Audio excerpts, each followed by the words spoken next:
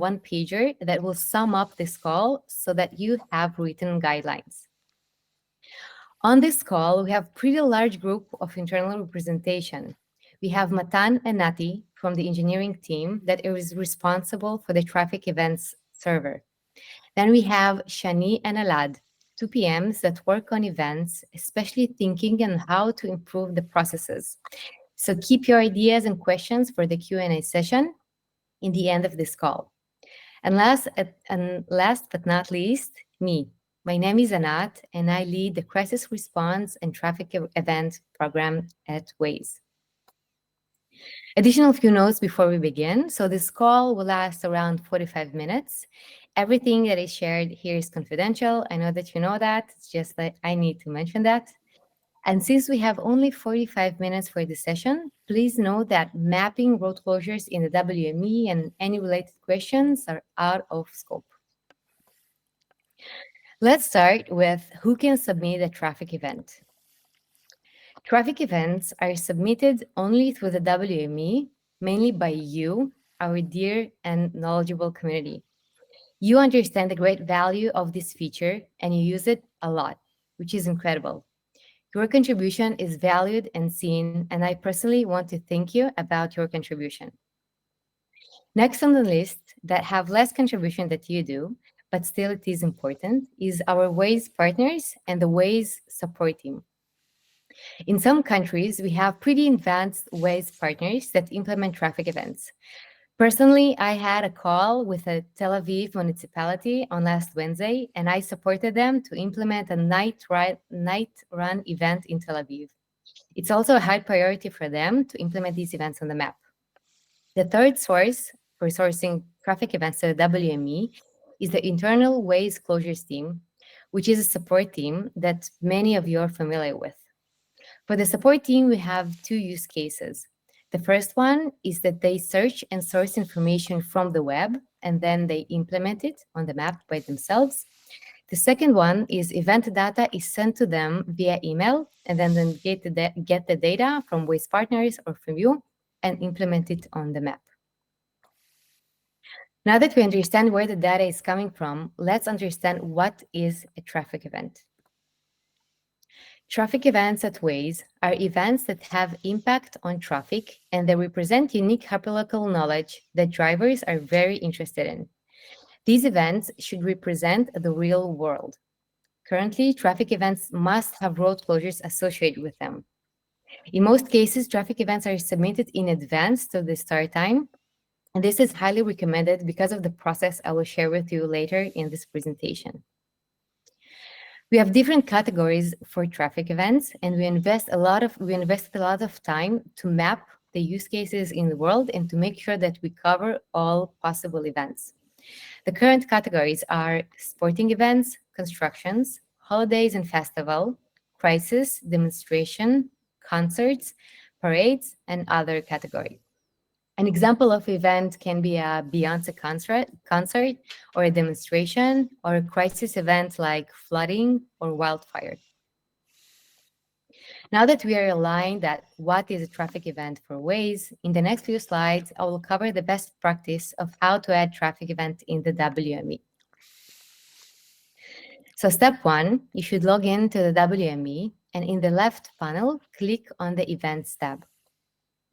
In the Events tab, click on Add New Event. Now in this screen, the event data is added. First is the event name in English. You can add it in additional languages if you need that. Select the language that you need and just type the event name in the language. Next is the event category. As we review the list of the possible categories in the few slides, the location of the event, the start and end time, and the event website is optional.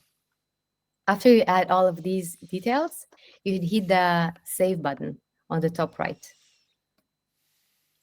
Now it's time to associate road closures. Next to General tab, as you can see here on the left, there is Road Closure tab. When you click on it, it allows you to select segments, add road closures, and associate them with the event. For each road closure, you should select start and end time, which should be within the hours that you set for the event.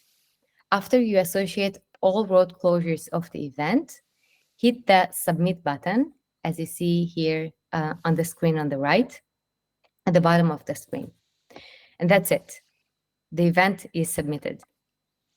Now, all of you are familiar with this process. And now for the fun part. What happens after you click the submit button? So here is the high-level process of what's happening after you hit the submit button, and we will review it step by step in the next few slides. After submitting the event, the data goes to the server, and then it goes to the internal support team that decides whether to publish the event or not. During the process, the support team reviews a list of criteria to make the decision of publishing or not publishing. Let's start with the server. The first step after you submit is the internal server. It does two things. The first one is calculate the time of the push notification, and also it creates the audience list for the push. So let's begin with the first step, calculate the time of the push. The server calculates the time of the push based on the start time of the earliest road closure that associated with the event.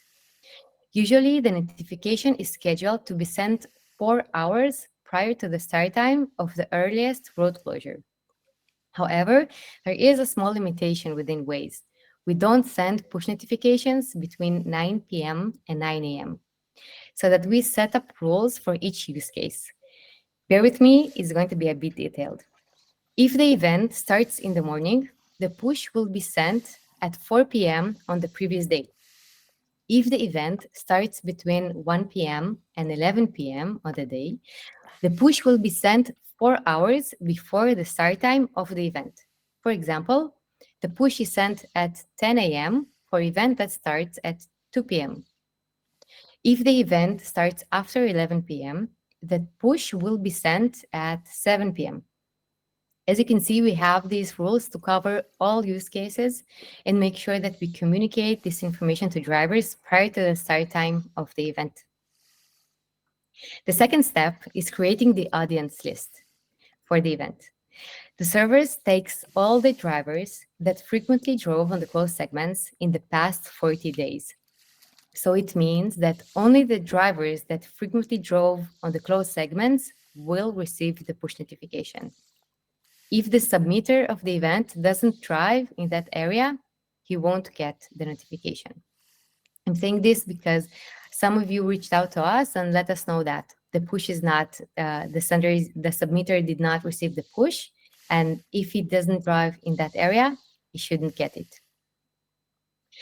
Next, what happens is that our internal support team gets an alert that a traffic event was submitted. They review a publishing criteria to make sure that is, first of all, aligned with Google internal policies. The event should be in the same geographical area. Let's take an example, the Tour de France event, where you add one traffic event per stage, which lasts around 1 day. For each stage, a new traffic event is created and a new push is sent. The stages, each stage is in the same geographical area. They also check the start time of the event. They validate it wasn't already started. This is because what I explained on how we create the push notification logic. So it means that if the event has already started, a push notification will be sent out. And we also have a set of rules for construction events. We publish construction events only on major roads that last no longer than 48 hours of the closure duration. After they review the publishing criteria, the next step is to review the event name guidelines. This is important because the event name will appear to drivers in our communication channels. So it's first of all correct, with correct spelling and grammar, no special characters in the event name. The name should reflect the real world and what is actually happening. No links should be added in the event name. Also, we don't publish events with the word closures in the event name. This is because our push contains the word closure. And we don't send push notifications for construction events unless it's on major roads, as I mentioned before. However, you can request, if you want a push, you can send an email to the support team and request to publish a construction event. Now, I wanted to explain what's the difference between published and non-published events. Once you add a traffic event to the map and associate road closures to it, the road closures will be live after their start time, and they will affect routing, regardless of publishing the event. So both published and non-published events will affect routing. Additionally, they will be visible on the external webpage, waze.com/events. And what will be added as a result of publishing the event? So first is the push notification. A push notification will be sent out, as you can see here at the bottom of the screen. It will be sent prior to the event, and the audience will be the drivers that drove frequently on the closed segments in the past 40 days. Also, we are experimenting with surfacing closures feature. As maybe some of you saw, as you can see also the screenshot here on the right. In pre-drive, we surface these valuable insights of the event, explaining to the drivers why we route them to a specific route and not through another one. In some cases, that might have been, we can route them in another route that is not the usual route of the driver. So this is open for beta and 20% in production. It's not open now for 100%, but it's coming soon. So to sum up on how to add event, so it will be published. So first of all, the event should represent a real-world event. Traffic event start time should be similar to the start time of the first closure. The event should be in the same geographical area. All road closures should be associated with the traffic event. And now this is news that no one of you knows, but previously there was a guideline that numbers cannot be added to the traffic event name, but now it can be added. I'm mentioning this because it was a long time restriction. So now that you know, you can add numbers to the traffic event name. However, no special character, please. If you add the traffic event in additional language, the name of the event, the push will be delivered based on the user preferences. It means that if your phone is set to French and you added the event in French, so the users that set up his application to French will receive the push in French. Which type of events we don't publish? So first of all is very long events. We don't believe that very long events push notifications give users value, so that we don't do that. Events that cross multiple locations and not in the same area, we also won't publish. If you have special characters in the event name, and construction events, most of them are not published unless it's on major road. Now I really want to give an example of end-to-end of the whole process. And for that, please meet Bob. Bob is an editor, and he wants to let his local community know about an upcoming traffic event in their area. He logs in into the WME and submits an event, which is a sporting event that starts in a few days at around 6 p.m. After he submits the event, the Waze server schedules a time for the push notification and creates the audience list. The push notification for this specific event that starts at 6 p.m. will be delivered at 2 p.m. The audience list will contain a list of drivers that frequently drove on the closed segments in the past 40 days. Also, the internal support team receives a notification that an event has been submitted, and they will review the publishing criteria. The event complies with publishing criteria, and it is published. A push is scheduled. Regardless of the publishing or not publishing the event will be found on waze.com/event, and when begins will affect routing on Waze. The events on waze.com/events are events that are active or their start time starts in the next 14 days. So you can see on waze.com/events all events that are happening right now or the ones that will start in the next 2 weeks. The push notification and the surfacing pop-up, as you can see the screenshots here in the screen, will be activated after the publish. To sum up what we discussed until now, we reviewed who can submit a traffic event and how to do it, how to add a traffic event in the WME. We discussed what happened after you submit an event, how the push is scheduled, and how the audience list is created. We reviewed the publishing criteria of the support team. Please remember, with great power comes great responsibility. You can always request a push notification from the support team, but please be mindful on how it affects drivers. Also, I wanted to let you know that we are working to create and refresh the traffic event white paper and the Wikipedia pages with this information. The one pager I mentioned in the beginning of the call will be posted in the forum too. Regardless of everything that I said, you can always reach out to me and on my private email and ask any question or request. And now, to speak about the future of events, I invite Shani Rockman, a Senior Product Manager. Take it. Hello. Hi, everybody. Is there a question? I see a hand raised. Okay.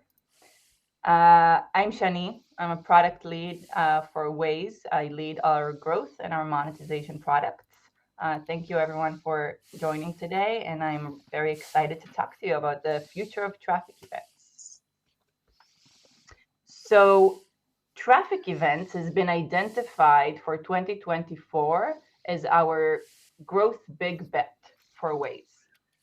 And that is for two main reasons.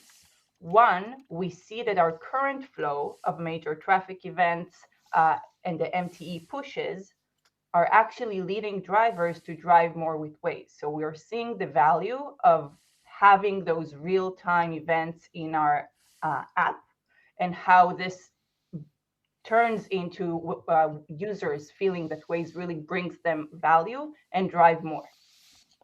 Second, when we look at the flow of our traffic events, from the events we have in the system, the audience we're able to reach with the current UCOMs, and the experience itself in the app, we see a lot of opportunities to really increase the impact and increase the growth. And so today, I'd really like to share with you how we're thinking about increasing the impact and the coverage of these three different elements, and also get questions or feedback from you on how you see this, because we're really trying to make this better for our users and better for our community. So starting from the end, from what would a better experience of events could look like for Waze, we're looking currently at two elements. The first one is what you've seen before, trip overview. For trip overview, we're experimenting today with surfacing the impact that event has on our routes by surfacing this message box. But in the future, we're thinking in 2024, would it be cool if we can show on the map the event itself, the polygon of the traffic impacted area, so users could really see before they drive what is the expected impact. In addition to the trip overview page in the next slide, we're thinking of really revamping the entire event landing page experience. So today you get that push notification a few hours in advance, and then you land on this very static page that talks about a future event, and you can play around with the closures, but it doesn't provide a lot of real-time value.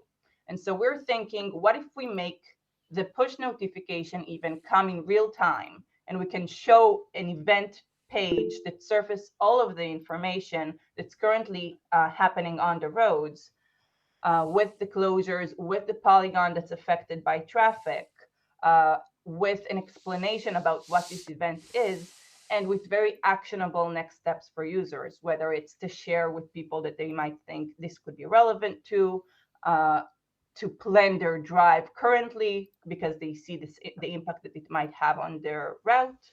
And then in the future, which is the second and third screenshots, we're thinking, can they follow for updates? Can they get more notifications as the event develop if they're in the office and they're not sure when to leave for home? Or can we incorporate chat elements into the event page so people that are on the road can really give live updates? In ideation is, can we even do like rich media? Can people add images or videos on what's happening on the road? And we really see that specifically in crisis events as being a really important value add for users and something that Waze is really well positioned to provide.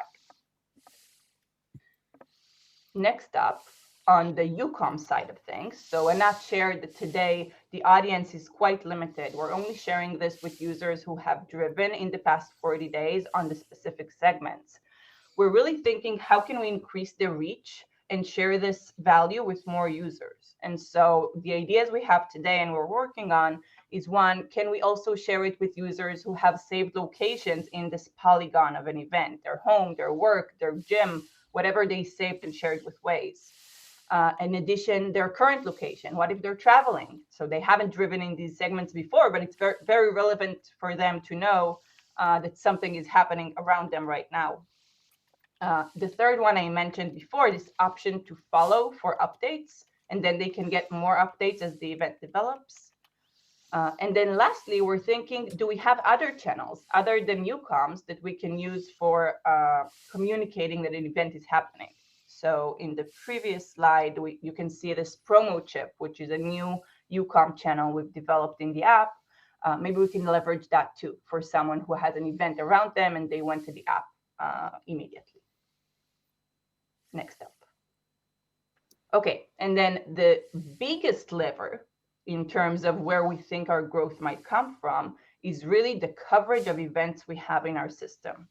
Today, we know that an event has to have closures associated with it. And we also know that creating events isn't the simplest experience in WME today. And so these are the two major elements we want to tackle to really increase the impact and increase the coverage of events. We want to support closureless events. We hear from users and from the community that even if an event doesn't have specific closures, it's still, I see a lot of excitement around this, so I'm happy to see it. It still has a lot of impact for our users, whether it's concerts or sporting events. These are worthwhile, and we should have them in our system, and we know what the impact would be on the roads. And then the other piece of it is really, how do we make it easy? How do we make it simple? The connection between closures and the event creation. Do we have the right categories? Do we have to force whatever it is that we're forcing today in the tool? Can we make it more scalable and easy for everyone? So with that, I think that was my last slide. This is how we're thinking about this. I would love to open it up for questions and find out all the things that we haven't thought about yet. Thank you. Thank you so much, Ani. And indeed, we will open now the conversation for Q&A. So you can raise your hand. I see lots of enthusiasm around closureless events. It is big. We really want to know what you think. If you have examples of event, you can share right now. Any questions of something that I mentioned or Shani. So feel free to raise your hand and ask your questions freely. Anat, maybe we want to start with the questions that were submitted during the presentation. I see there were a few, and then we can move on to live, or the other way around. Yeah, sure. Questions there. We can start. So the first question that I see is, what about crisis events? Will they override the no overnight notifications? So yes, so for crisis, it's a bit different. So we send push notifications for, especially for shelters. We usually don't send it for closures. I will stop sharing. We usually don't send it for closures. We do send it for shelters. And for shelters, we might send a push notification during the night. This is just because we believe that information about traffic events is not critical and it can wait or can be sent in prior. But for crisis events, we believe that if we have shelters available on the map, so that we want everyone in that area to know that shelters are on the map. Next question. is there a minimum audience for submission? And what is the minimum size of the audience list? We have new partners joining in their small cities. I want to understand if it would be important to send pushes to register the event. Nati or Matan, do you know if there is a minimum audience for an audience list? As far as I know, there is no minimum audience size. So even for a few users, it's supposed to be to send a push, assuming it passed all the steps along the way, submitted and everything, published and everything. Great, thank you. Nati, feel free to join if you have something to say. How about planned drives and event closures? Still not working, but critical for users. What about, Matan, would you like to mention something about planned drives? Yeah, it's. I'm assuming you are talking about the closures that are planned closures, and you know that they're about to start, and you start your route, and you still route through there, and then after a few minutes, the closure kicks in. So we call that planned closures for real-time routing, and that's it's still in our roadmap. I don't think there's any concrete plan for this age, but it's something that comes up every planning, and we really want it. We take it very seriously, but it involves a lot of functions, different functions, in order to make this work reliably. So I do expect to get some progress on that, but I will let the product from our side, more the closure management team, to address this with you at some point. Thanks, Matan. It's indeed very important, and I know that you're working on it very hard. Next question is, what does it mean, very long event? So it's an event that takes more than a few days. It's for us, very long is more than 1 week. Like putting aside construction events, just think about it in terms of user value. If an event lasts very long, it's usually for construction events, and we don't publish events for construction events more than 48 hours. However, this can be, so this one was set up by the product, and if you feel that you have any feedback or any examples that you feel that you have long construction events or any other long events that you do want to publish, let us know. But for construction events, it's 48 hours. What is the importance of having the event start time similar to the closure start time? I often set the event start time and beginning of the day, as ensures I can easily add any closure start time without having to edit the event while adding closures. So that's a good question. And Matan, please keep me honest. So the push, which is the important thing, is scheduled per the road closure, the start time of the road closure, and not the start time of the event. So actually, Matan, do we need to have it aligned? Like, it must be aligned? Not to keep me honest here, but as far as I know, it's not critical. The connected closure will be the earliest one will be the one to really determine the real start time of the event. The start time and end time given by on the event itself is more of like a structure, like baseline of the timeline.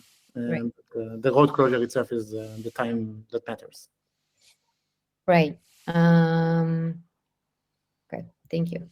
This is also what I thought. Will it be possible to add the event's name in multiple languages? For multilingual countries in Belgium and Switzerland, it will be very helpful. So yes, I'll already someone answered it. Yes, you can. In the WME, you can click on Add Language and then select the language in the drop-down list and add the event name in any language that you would like. And also the users that set up their device on that language will receive the push notification in their language. So it's not necessarily needs to be English. Also, if a very long event, this is the next question. If a very long event would affect a drive, will you surface the road closure in pre-drive? Matan, how do we, for long events, how do we surface? I can address that because actually I think it also connects to some other question that will come up later. Specifically, the logic today, and I think it will be very interesting to all of you to know that the logic today that surface events and closures in trip overview, like in pre-drive, is actually based on a routing logic, meaning when we calculate a route for you, and then we see that we could not give you your usual route or any route that makes better sense in a normal day, we actually see what closure was the reason for that. There's some very impressive logic done by the nav team there to identify the suspected closure that caused this route change. And if that closure is connected to an event, we will surface it. We will surface the event details in the trip overview screen. So supposedly, once we move to this new framework for surfacing pre-drive closures and events, even if it's a long event, as long as a specific closure affected your current route, that closure and that connected event of that closure should be surfaced. And again, let me remind that this is something being rolled out these days. So I'm not sure everyone still saw that new pop-up and new logic, but it's been rolled out. Thanks, Matan. Super interesting. Next question is about the push time by Hugo. In a marathon, the event time is 9 a.m. on Sunday, but some minor closures start a few days before the preparation. Event time should be 9 a.m. on Sunday, so users can get a push at the correct time, even if some associated closures start before. So this is a really good question. I think that, and hopefully the presentation kind of put the logic on that. So for the marathon, there should be one event with the actual start time so that users will receive the push on the marathon the day before, because it starts at 9 a.m., so they will receive it on the day before. If there are road closures that are related to the event, but it's not actually the marathon itself, so it should be a different traffic event. So, and also like a push can be sent related to these minor closures, but awesome. But for that event, there should be a different traffic event. I think it also covers the next one, kind of the same. Just a sec. Okay, question by Larry. If we get a late request in the same day, it means they send the Thursday at 9 a.m. and the event starts at 11 a.m. Should we not submit the event since it will be not published? So Larry, do you have many cases like that when you get the information really close to the start time of the event? Because, so my answer to that will be yes, please submit the event so that drivers can be actually routed around the closures. So it is important for the closures and for the closures that will be submitted in the WME. However, for these use cases, and I really would like to understand how frequently that happens, you can, so Matan, we can send a push for like, if we publish an event that is very close to the start time, the push still might be triggered. That's correct? So it means that if the event was submitted at 9 a.m. and we publish it at 10 and it starts at 11 a.m., the push will be sent out? There is a limit to how close to the start time the push can be scheduled. I don't remember it. Nati, maybe you remember the time limit? 2 hours, maybe. Yeah, something like that. So there is a time limit, but I can add to what Anat said, that regardless, usually events, of course, the events that are published are have the most impact because of the push that reach out to all the users. But even just ready events that are not published can also appear in the website. And also, by the way, another something I wanted to correct something you said earlier. Ready events that are not published can still be in trip overview. Because we use this logic of a specific road closure, so we allow also ready events. So there is value, I think, in submitting an event anyway, even if it won't be published. Great. Thanks for letting me know. I didn't know that. You mean the surface enclosures in the pre-drive, right? Yes. That's awesome. I really wish to get that pop-up. Really want to have a question for Shani. For the new app surfacing event page, will the chat integration will be able to have comments or media staff for more than 50 till 30 minutes? So I can elaborate a little bit. Yes, please. Just recently, there was a change to user-generated comments on things like crashes and closures and other kinds of reports that they are being automatically removed after like 15 minutes or 30 minutes. So I just wanted to get it on your radar that if we're doing this for events, we might want to either just take that into account when we're building it, or consider maybe whether events might be immune from this kind of clearing of comments regularly. Yeah, I believe it has to do with an EU law or something like that. Sorry, can you say that again, John? I believe it has to do with some new EU law. Yeah, if you guys want, I'm familiar with the topic. Anat, if you want. Dalia, yes, please.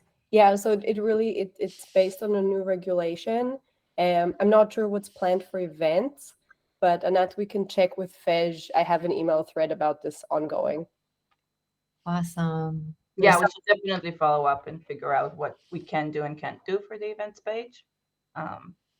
Thank you. Awesome. Thank you so much.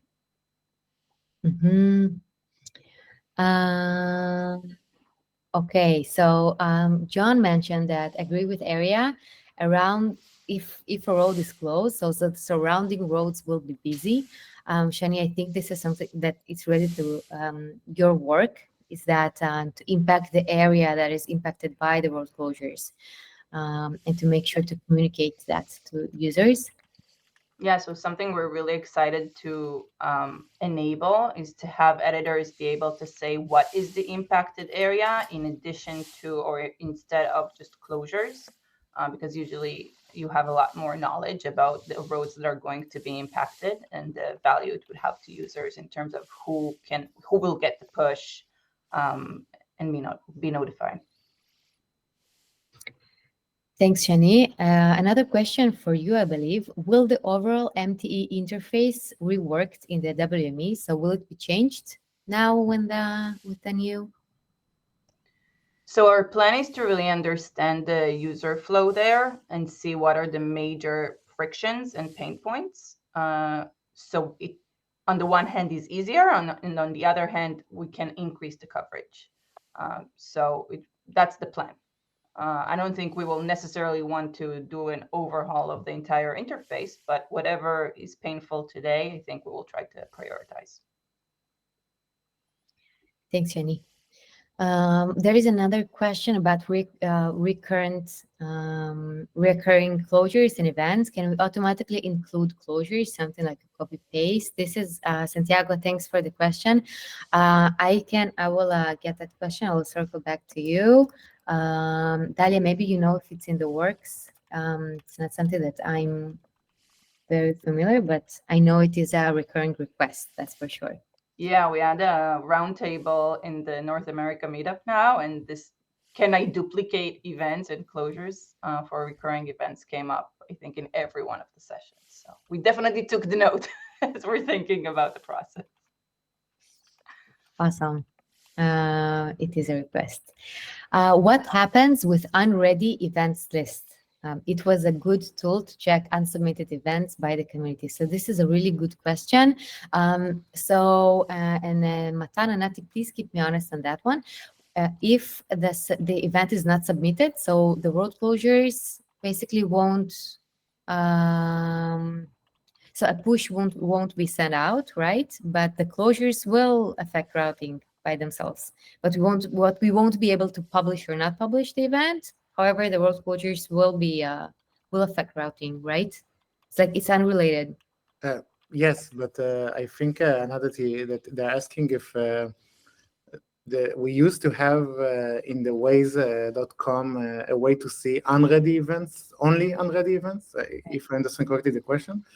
And I know it was broken for a while, but then I know the web team tried to fix it. I don't know what's the status with this right now, but I think it was supposed to return. So if it's not working, it's probably a good follow-up to check. Definitely, I will take this follow-up. Are there particular rules to define who will receive push notifications for parades or festival? In these cases, it is possible to see how many people do not usually drive close to the locations of these events, but possibly participating in them and therefore drive there. So this is a really good question for Shani. So there is a question about, for example, if there is a parade in some area and people didn't drive there before, but they do go to that area for the parade or festival and however. So will you consider these types of communication channels to drivers that will go to the parade, but they didn't drive there in the past? Yeah, it's a really good point. So in terms of the MTE flow, we're really using information that we have on the users from before, right? Whether they drove there in the past or their home is there or their work is there, or maybe they're even there right now, we can send them to the MTE push flow. But if they are not there right now and they have no, reference to that area, the push flow, we can't target them because we have no clue. What we can do and what we're thinking about scaling for events more generally is the ETA pop-up flow, where someone already tells us their destination. And then if we connect it to the same polygon of the event, we can let them know, hey, listen, you're driving to this event location, maybe on purpose, maybe not, right? Maybe they're going to a coffee place nearby. But at least we can let them know that the area is likely to be impacted by traffic and potentially even give them a more info route to go see the event page itself from there. Thanks, Jenny. This is great. And I have another question for you. We have only 1 minute. Let me read the question, and if you can just quickly share about it. Is there a way to measure the impact of an event we create? Sometimes we spend hours investigating about an event, applying all closures and correct schedules, but in the end, we don't know how impactful it was. 100 users, 1,000, and I see lots of thumbs up. So it seems that it's something that the community really would like to know. Is it something that you're considering of developing in the new future of events? I love it. It makes a ton of sense, and we're going to take this to be one of the requirements for developing the feature. Awesome. I will also share a thumbs up on that. Okay. I will take the questions on the chat on the follow-up, and I will get back to the people who ask the questions, so make sure that everything is covered. I really, really want to thank you, everyone. I really hope that you learned something new. This is a process that I think it's the first time ever that we share with you. So I hope it was also something that you could easily understand. You're smart, so definitely you did. Shani, thank you so much for making the slides and coming and presenting. Elad, Matan, thank you so much for answering the questions. Dalia and Lior, also, I see you in the crowd. Thank you so much for joining. And feel free to reach out to me if you have any follow-up questions that you didn't ask. And have an awesome Sunday. Thank you. See you, Thanks, everyone. everyone. Bye, everyone. Thank Bye. you. Bye-bye. Thank you. Bye. Bye-bye. Bye. Bye-bye.